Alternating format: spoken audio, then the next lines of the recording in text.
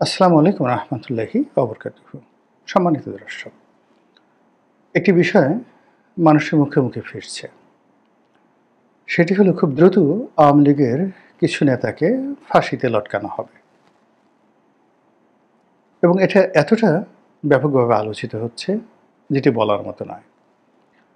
এমনকি যখন জামাত নেতাদের বিচার চলছিল, তো সেখানে ফাঁসি হবে কি হবে না, কে বাঁচবে কি বাঁচবে না, বা এটা শেষ পর্যন্ত করা হবে কি হবে না, তারপরে জামাত শেষ পর্যন্ত লবিস্ট ফার্ম নিয়োগ করে সফল হবে কি হবে না, এগুলো নিয়ে নানা রকম বিতর্ক ছিল। এমনকি সরকারের মধ্যে দ্বিধা ছিল, দ্বন্দ্ব ছিল এবং জনগণ আসলে বিশ্বাস করতে পারেনি।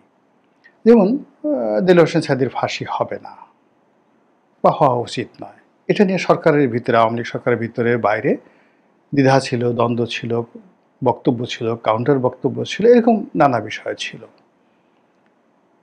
কিন্তু যখন কোনো একটা বিষয় জনগণের মুখে মুখে চলে আসে, তখন আসলে সেই বিষয়গুলো ঘটে। মানুষের মুখে জয়, মানুষের মুখে ক্ষয়, মানুষের মুখে পরাজয়, মানুষের মুখেই বিজয়। এটি প্রকৃতির বিধান। আল্লাহ যখন কোনো কিছু ঘটাতে চান, তখন তিনি মানুষের মুখ দিয়ে, তার বান্দাদের মুখ দিয়ে এই কথাগুলো বলিয়ে ফেলেন। ২ নম্বর হলো যে, যখন কোনো একটা ঘটনা ঘটে, প্রকৃতি সিগন্যাল দেয়, নানা রকম সিগন্যাল দেয় এবং সেই সিগন্যালের বাইরে কক্ষনো কোনো ঘটনা ঘটে না। বসন্তের সময় কোকিল ডাকে, ফুল ফোটে, মৃদুমন্দ বাতাস, ইংরেজিতে যেটিকে বলা হয় ব্রিজ, সেই মৃদুমন্দ বাতাস প্রবাহিত হয়, আপনি বুঝতে পারেন বসন্ত আসছে। শীত যখন আসে, গ্রীষ্ম আসে, আমরা সবাই টের পাই। কিন্তু কালবৈশাখী শুরু হওয়ার আগে কিছু আলামত আপনি বুঝতে পারেন যে কালবৈশাখী হবে। যখন ভূমিকম্প হবে, তখন প্রকৃতির কিছু প্রাণী অস্বাভাবিক অস্থিরতা দেখায় এবং আপনি বুঝতে পারবেন যে ভূমিকম্প হচ্ছে। যেমন সাপ ৫০০ মাইল দূরে ভূমিকম্প হবে, সেটা সাপ বুঝতে পারে। এরকম প্রকৃতিতে নানা রকম ঘটনা ঘটে।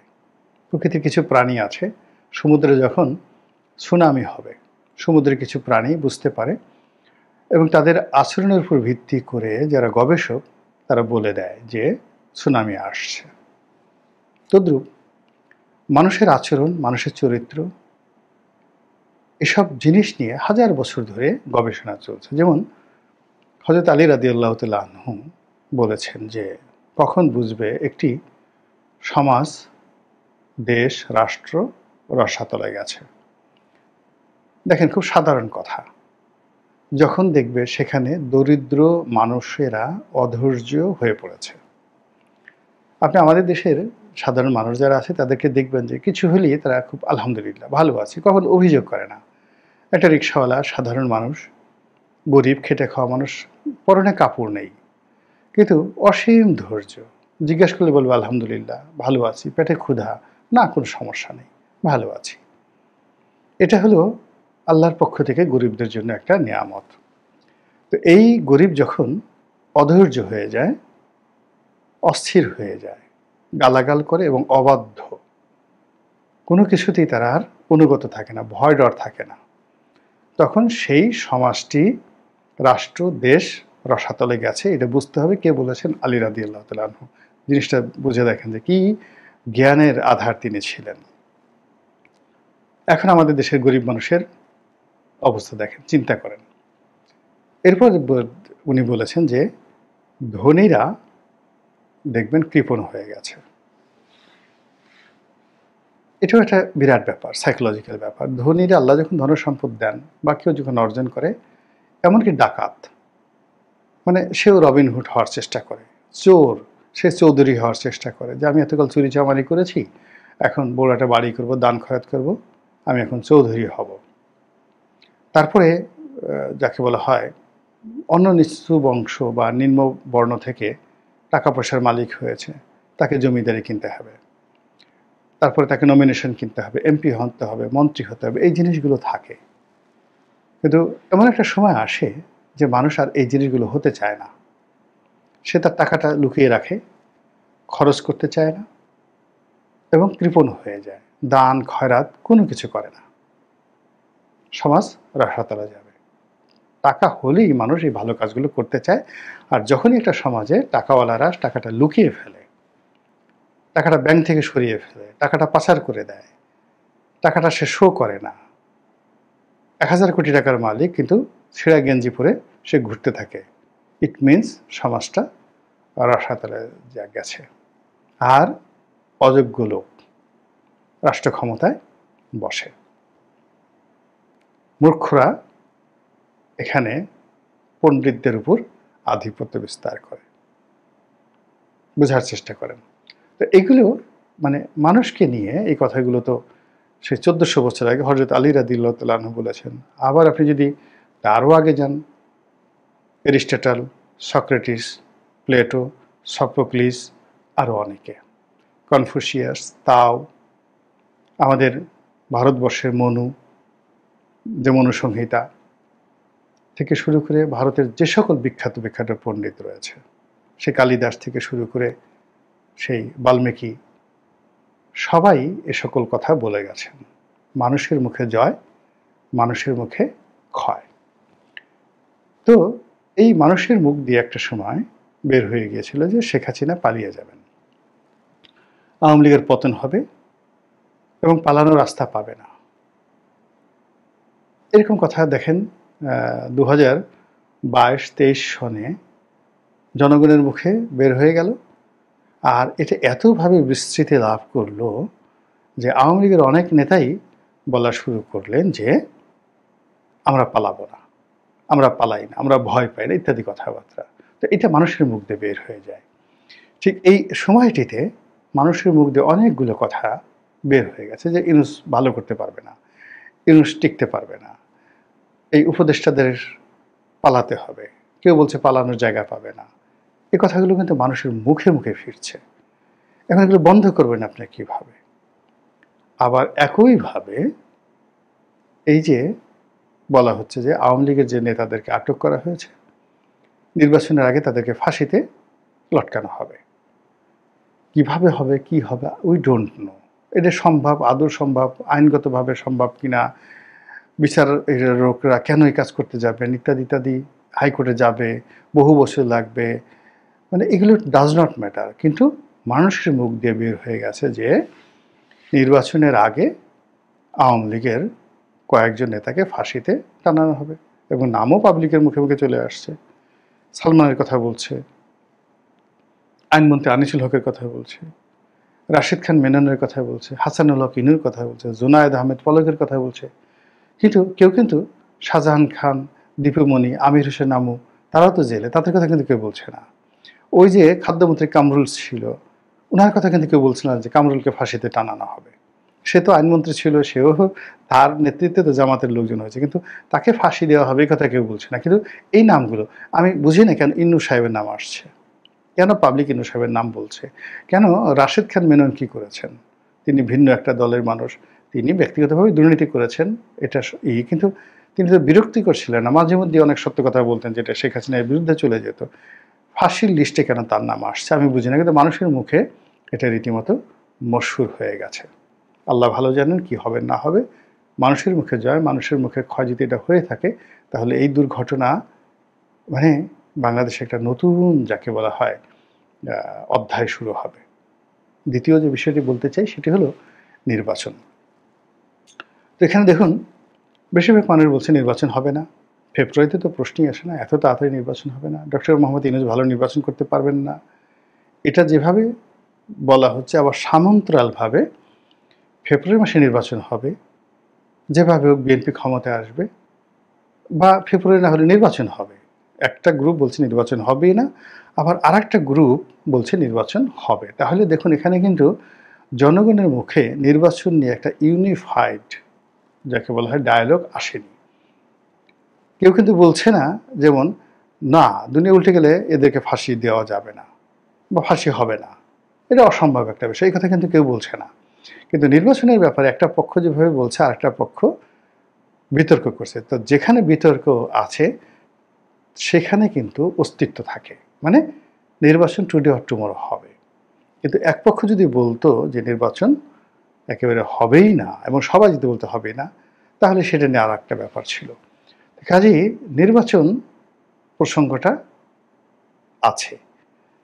কিন্তু যেটা ভয়ানক সেটা হলো এই যে নির্বাচনের আগে আওয়ামী লীগকে ভয় দেখানোর জন্য, আওয়ামী লীগকে নিয়ন্ত্রণ করার জন্য এবং জনগণের মধ্যে আওয়ামী বিদ্বেষ এবং আওয়ামী ভীতি তৈরি করার জন্য আওয়ামী লীগের নেতাদেরকে টার্গেট করে ফাঁসিতে ঝুলানোর যে কথা মানুষের মুখে মুখে ফুটে উঠেছে, এটাই হলো একটা ডেঞ্জারাস লক্ষণ।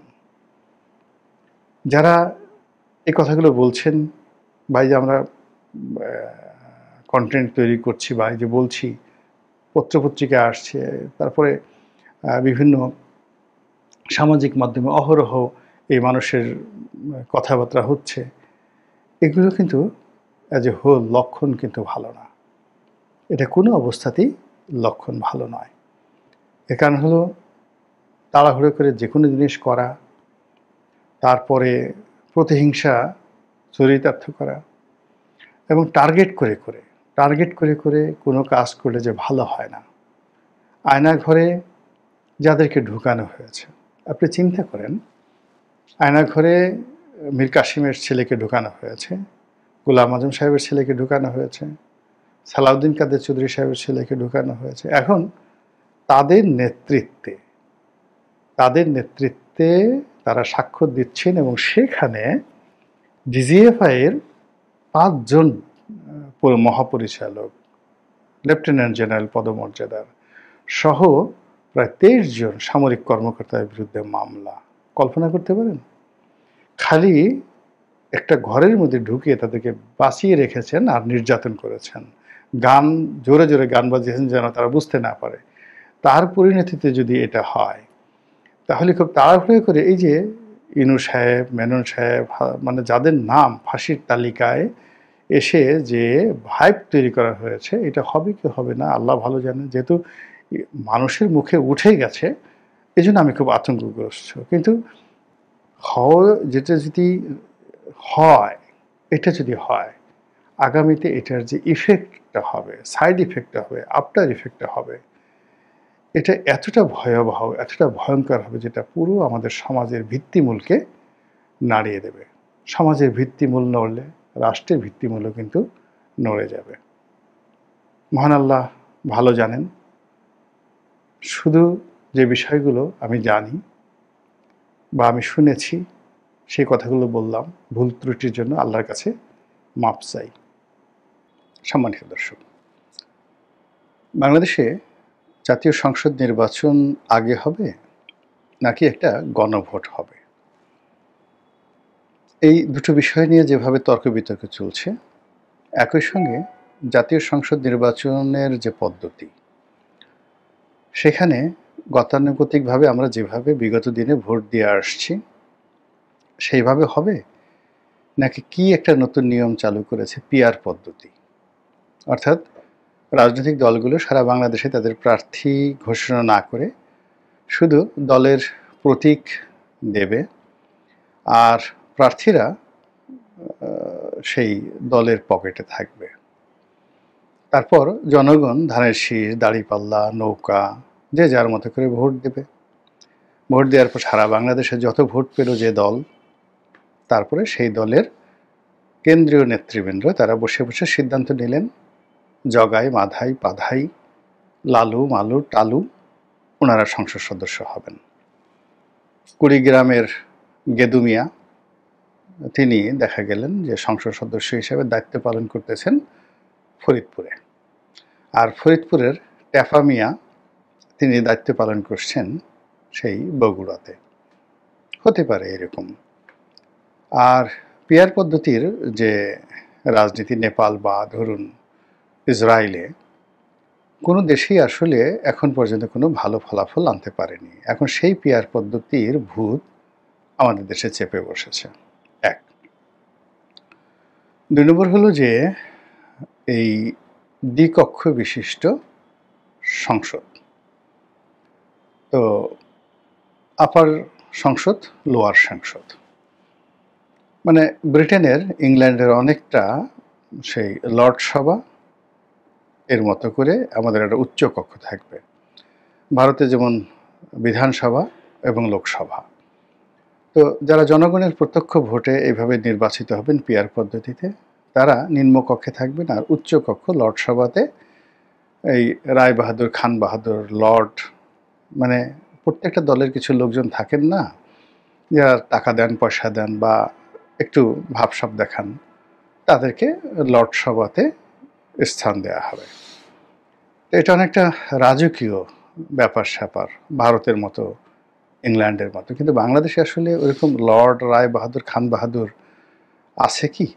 আমি তো দেখি না। আমাদের এখানে যে লাউ সেই কদু, যেই আওয়ামী লীগ সেই বিএনপি, যে বিএনপি সেই এনসিপি, এনসিপির যে চরিত্র, জামাতের একই চরিত্র। মানে এখানে নিম্নকক্ষ, উচ্চ কক্ষ থেকে শুরু করে যা কিছুই করেন না কেন, আমাদের দেশে রাতারাতি কোনো পরিবর্তন আসবে এরকম নজির গত ৫,০০০ বছরে হয়নি। আমাদের রক্তের অণুতে অণুতে, পরমাণুতে পরমাণুতে যে দুষ্ট চক্র বংশ পরম্পরায় আমাদেরকে অস্থির করে রেখেছে, এজন্য শাসক হিসেবে আমাদের উপরে যখন কোনো জুলুমবাজ আসছে, ডান্ডা হাতে, যারা শক্ত হাতে আমাদেরকে দমন করতে পেরেছে, আমরা সবাই তাদেরকে আব্বা আব্বা ডেকে বলেছি, হুজুর আপনার মতো ভালো মানুষ হয় না। আর যে সকল মানুষ আমাদেরকে ভালোবাসার চেষ্টা করেছে, নরম হওয়ার চেষ্টা করেছে, আমরা একেবারে তার ঘাড়ের উপর বসে কখনো তার ঘাড় মটকে দিয়েছি, আর কখনো তার মাথার উপরে যা হয়, ছোট পোলাপান যা করে, আমরা সেই কাজ করে দিয়েছি। তো এরকম শেখ হাসিনা যখন ছিলেন, সবাই সি সি সি সি, এত মানুষ কঠিন হয়, এত নির্মম এবং এত নিষ্ঠুর হয়, এরে মারে, ওরে ধরে, মামলা দেয়, মোকদ্দমা দেয়, সব বিএনপির লোকদেরকে সে দেশ ছাড়া করে ফেলেছে। জামাতের মতো মানে অলি আল্লাহর দলকে সে আন্ডারগ্রাউন্ডে পাঠিয়ে দিতে চাচ্ছে, এর মতো কোনো খারাপ মহিলা আছে? কিন্তু কি হলো গত ১ বছরে? ডক্টর মোহাম্মদ ইউনূসের মতো একজন ভদ্রলোক শুধু হাসে, কত সুন্দর করে কথা বলে। আমরা সেই ডক্টর মোহাম্মদ ইউনূসকে এখন কী অবস্থায় ফেলে দিয়েছি, যে সারা দেশে মবের রাজত্ব, চাঁদাবাজির রাজত্ব, ঘুষের রেট, টেন্ডার দিয়ে ঘুষ হয়। তো এই সমস্ত অবস্থা দেখে মানুষজন কি বলছে বোঝার চেষ্টা করুন। আমি যারা ঘুষ দুর্নীতি করছেন এই সরকারের, দেখবেন প্রায় সবারই গায়ের রং ফর্সা হয়ে গেছে, চামড়া টান টান করছে, মানে মনে হয় যেন পুরো শরীরে এই কিছুক্ষণ আগে ডাইরেক্ট মাখন দিয়ে তাদেরকে ওয়াশ করে দেওয়া হয়েছে, মাসাজ করে দেওয়া হয়েছে, এরকম শরীর চকচক চকচক করছে। আর কিছু মানুষ আছে চিন্তায় একদম লাশ, জীবন্ত লাশ হয়ে গেছে, হাড্ডিগুলো বের হয়ে গেছে, তারপরে চামড়াগুলো কুঁচকে গেছে, এবং এলোমেলো চুল, মাথা আশ্রয় না ঠিক মতো, কেমন যেন একটা ফ্যাকাশে ভাব হয়ে গেছে। আমি কারো নাম বললাম না, আপনারা কিছু ক্ষমতাধর লোকদেরকে দেখলেই বুঝতে পারবেন যে তাদের মধ্যে মৃত্যু চিন্তা, এই সরকার থেকে বিদায় হওয়ার চিন্তা, বাংলাদেশ থেকে পালানোর চিন্তা, সেফ এক্সিটের চিন্তা, নানা রকম কথাবার্তায় কি একটা অবস্থা তৈরি হয়ে গেছে। এর মধ্যে আপা আসবে, ভাইয়া আসবে, আপা আসবে না, ভাইয়া আসবে না, ইলেকশন হবে কি হবে না, নানা রকম জটিলতা নিয়ে একটার পর একটা সন্দেহ, অবিশ্বাস যত তৈরি হচ্ছে, ততই যারা সুবিধাভোগী লোকজন, যারা মব করতে চায়, দুর্নীতি করতে চায়, তারপর ঘুষ, অনিয়ম করতে চায়, তারা এই পুরো সময়টিকে একটি অনিয়মের স্বর্গ রাজ্য বানিয়ে ফেলেছে। আর এই স্বর্গ রাজ্যে বসে তারা টেন্ডার দিয়ে দুর্নীতি করছে। ধরুন আগে একটা নিয়োগ হতো, বড় একটা পদে নিয়োগ হতো, মন্ত্রীর কাছে যেত, প্রধানমন্ত্রীর দপ্তরে যেত, তারপর রাজনীতিবিদদের দপ্তরে যেত, সামান্য কিছু লেনদেন হতো।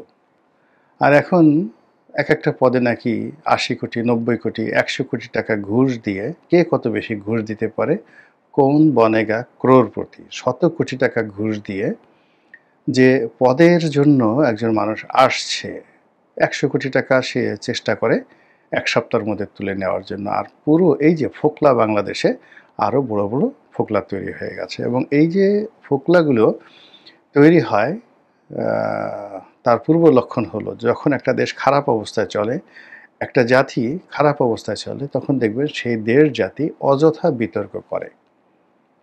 আপনারা তো যারা ইসলাম ধর্মাবলম্বী তারা সূরা বাকারা পড়েছেন। বনী ইসরাইল জাতির এই যে তর্ক করার যে কুঅভ্যাস, অতিরিক্ত প্রশ্ন করার এবং একটার সঙ্গে একটা প্যাঁচ লাগানো, সন্দেহ করা, অবিশ্বাস করা, এই জিনিসগুলোর কারণে কি হলো, এই জাতি একটার পর একটা অভিশাপের মধ্যে তারা পড়ে গেল। যেমন আল্লাহ রাব্বুল আলামিন বললেন যে একটা গরু জবাই করতে হবে। এখন তারা প্রশ্ন করলো কেমন গরু, গায়ের রং কেমন, বংশ কেমন, ইত্যাদি ইত্যাদি নানা রকম। আল্লাহ রাসূল হযরত মুসা আলাইহিস সালাম তুর পর্বতে যাবেন।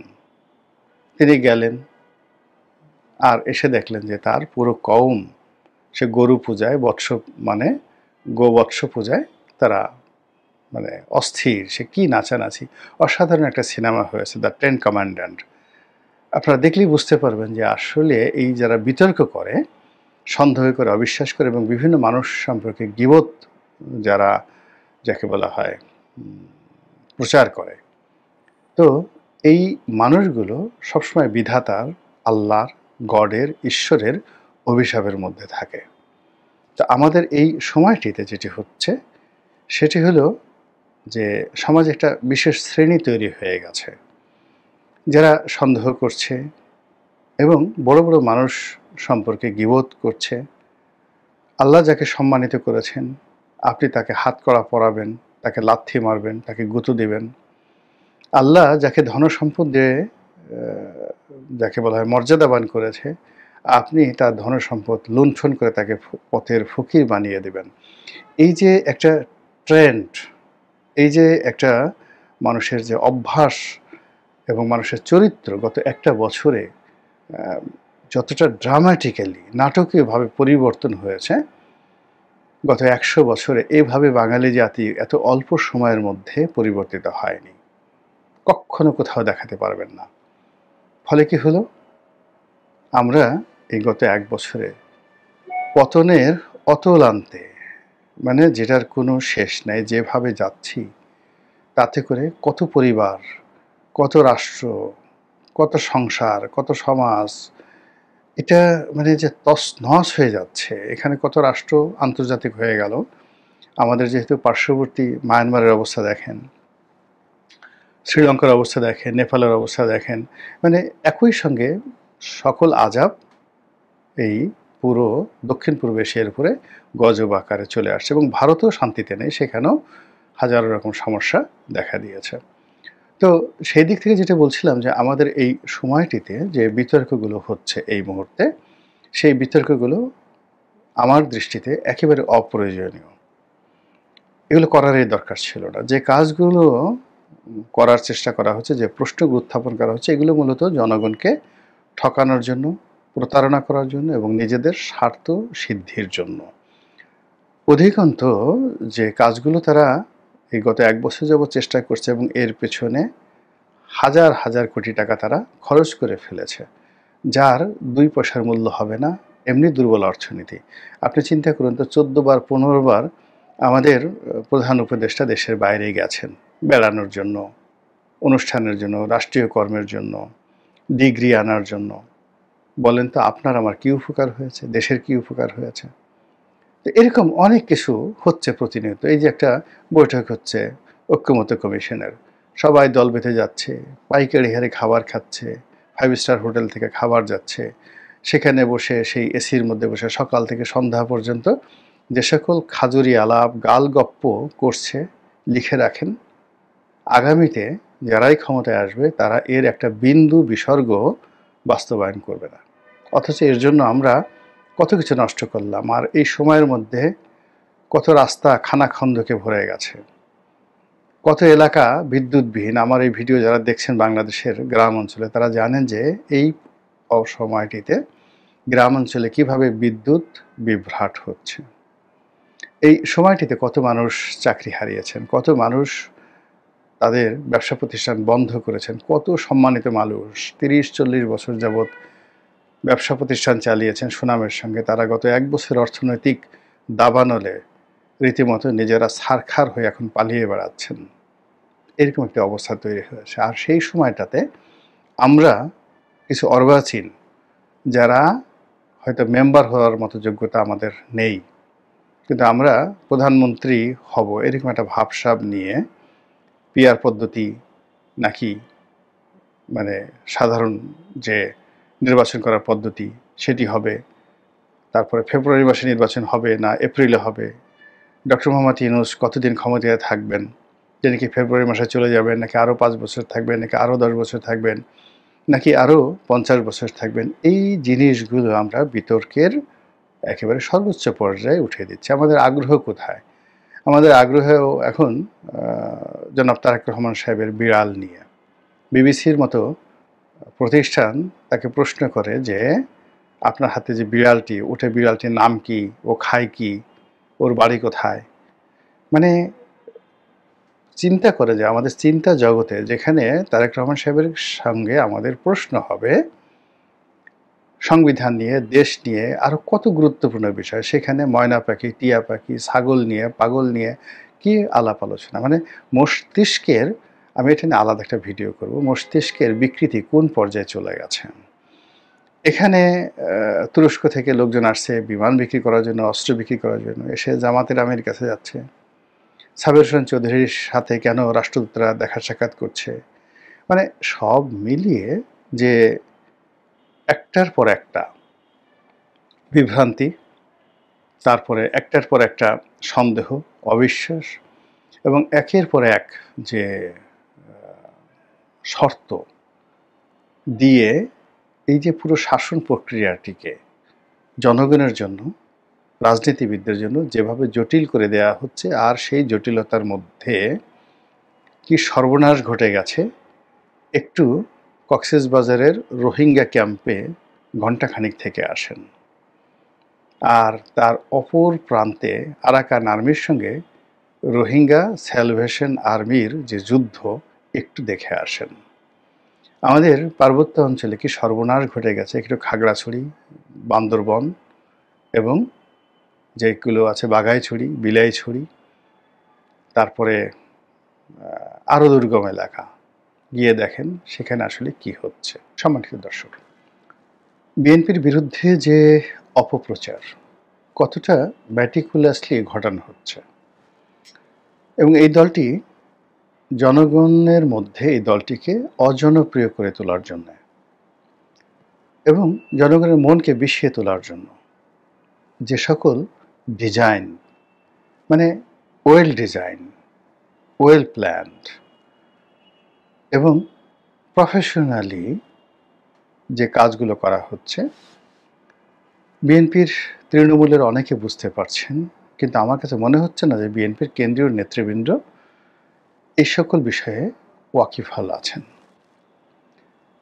আপনারা জামাতের ভূমিধস বিজয় দেখেছেন ডাকসু নির্বাচনে, জাকসু নির্বাচনে, এবং ডাকসু এবং জাকসু নির্বাচনে যা কিছু হচ্ছে এটার একটা এক্সটেনশন ভার্সন পরবর্তী যে নির্বাচনগুলো হবে, পাবলিক বিশ্ববিদ্যালয়, চট্টগ্রাম বিশ্ববিদ্যালয়, রাজশাহী বিশ্ববিদ্যালয়, শাহজালাল বিশ্ববিদ্যালয়, সব জায়গাতে বিএনপির জন্য দুর্ভোগ এবং জামাতের জয় জয়কার।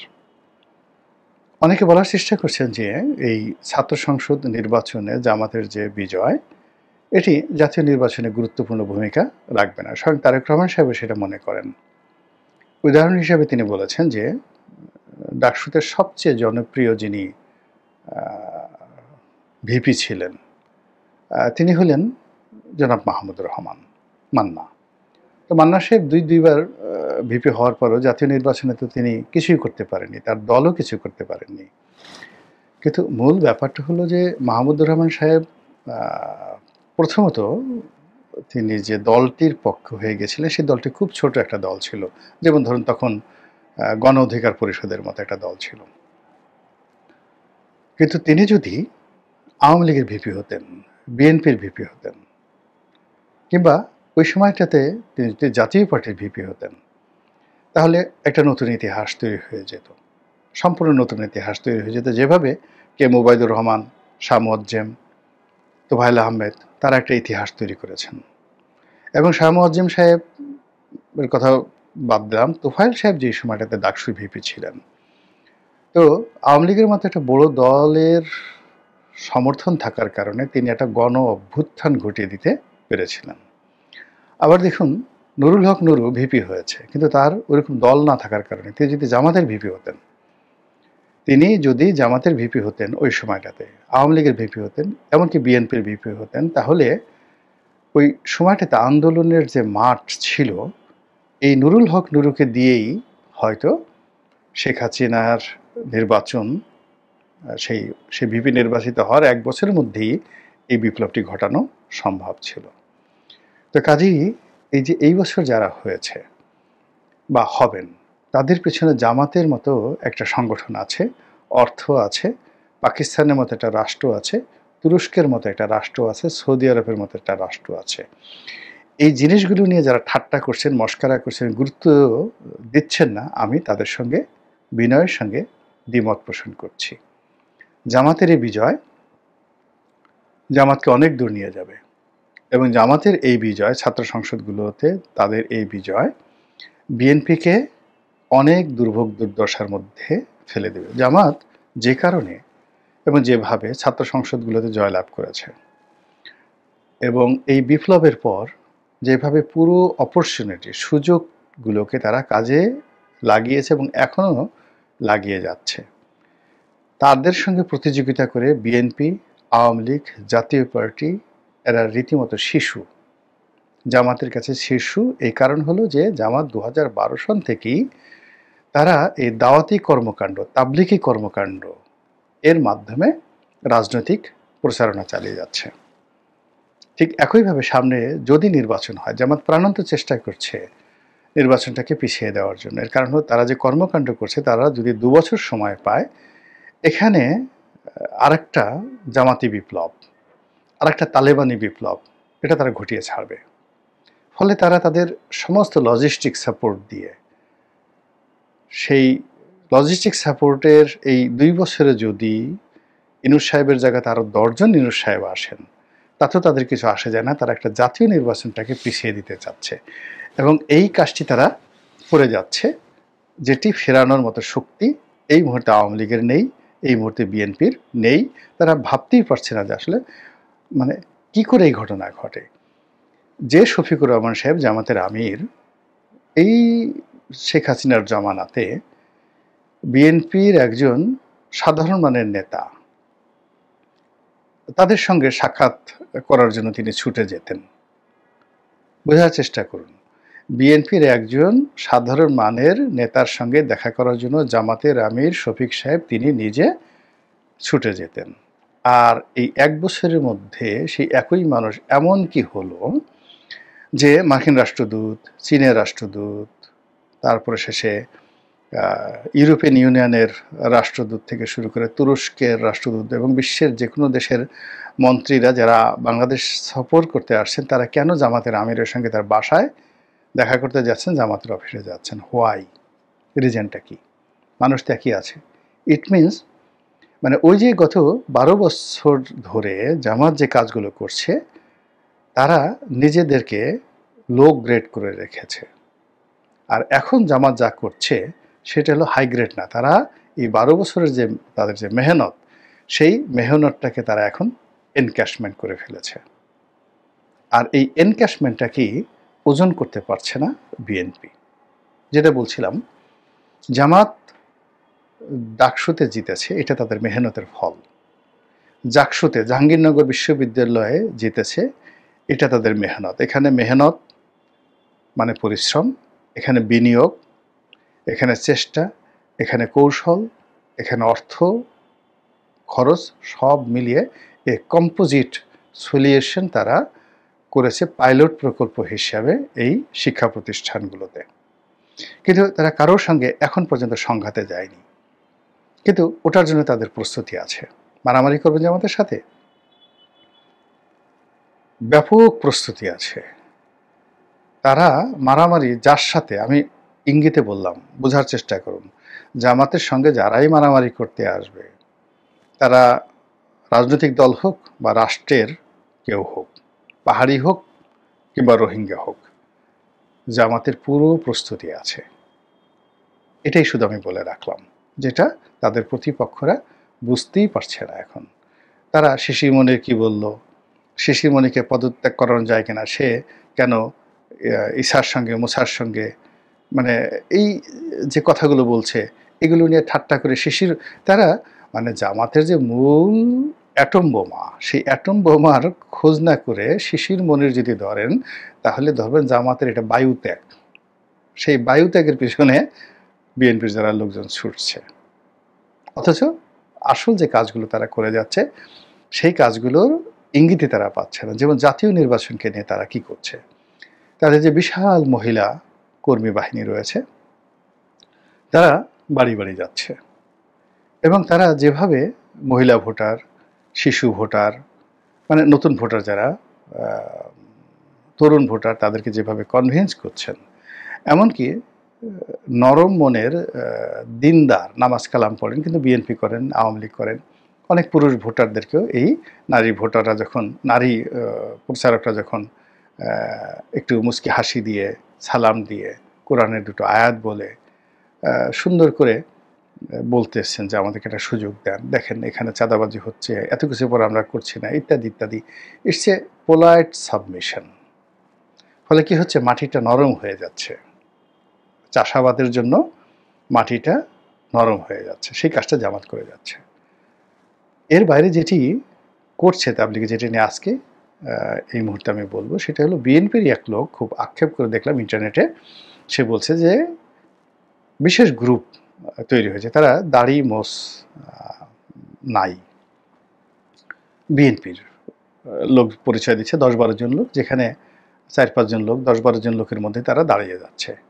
বা এই রাজনীতির অবস্থা কি, অচেনা জায়গাতে, ধরুন গুলিস্তানে কিংবা ধরুন বসুন্ধরাতে, বা যেখানে পাবলিক প্লেসগুলো হয়, বায়তুল মোকাররমের মসজিদ থেকে নামাজের পরে আপনি দেখবেন প্রতি ওয়াক্তে রেগুলার কতগুলো মুসল্লি বায়তুল মোকাররমে নামাজ পড়ে, নামাজের পরে তারা কতক্ষণ বসে থাকে, তারপরে ওখান থেকে বের হয়, অনেকে 20-25 জন লোক বসে বসে একটু খোশ গল্প করে। বায়তুল মোকাররমে যারা নিয়মিত যান গিয়ে দেখেন, তো ওখানে তারা ঢুকে যাচ্ছে, ঢুকে গিয়ে তারা রাজনীতি নিয়ে আলোচনা করছে, সব জায়গাতে আলোচনা করছে। তো বলছে আপনারা কারা, বলছে আমরা একসময় বিএনপি করতাম, এখন না বিএনপি টিএনপি করি না। খুব সুন্দর প্রশ্ন না, একসময় বিএনপি করতাম, এখন আমরা বিএনপি করি না, কেন করেন না?